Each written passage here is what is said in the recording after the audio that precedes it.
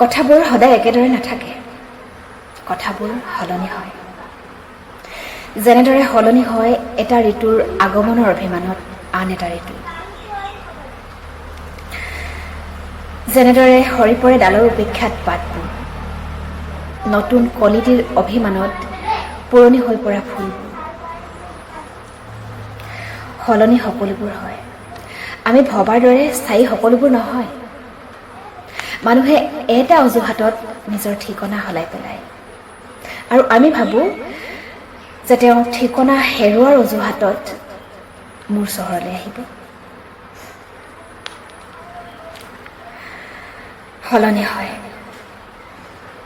সলনি হয় ঋতু, মানুহ, মন, মান অভিমান, অধিকাৰ। এই পৰিৱৰ্তনবোৰ মানি ল'ব পাৰিলে সমস্যা একোতেই নাই। মানি ল'ব পৰাটো ভাল, কিন্তু মানি ল'ব পৰাটো জানো সামান্য, ইমান সহজ?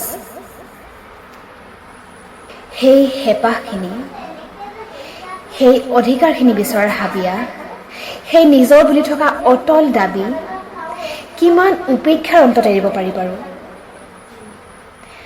কিমান উপেক্ষাৰ অন্তত কাৰোবাৰ প্ৰতি অভিমান নোহোৱা হৈ যায় বাৰু? এই সহজে সলনি হৈ যোৱা প্ৰক্ৰিয়াটোত অসহজ হৈ পৰোঁ আমি একেদৰে থাকিব বিচৰাবোৰ। নদী ভটিয়াই বলেও বঠা উজাই মাৰিব খুজি থকা আমাৰ দৰে মানুহবোৰ। সংবেদনশীলতা অথবা সততা কিজানি আমাৰ ভুল নহয়, কিন্তু নোহোৱা ভুলৰ বাবে পোৱা শাস্তিটো আটাইতকৈ কঠোৰ হয়, নহয় জানো?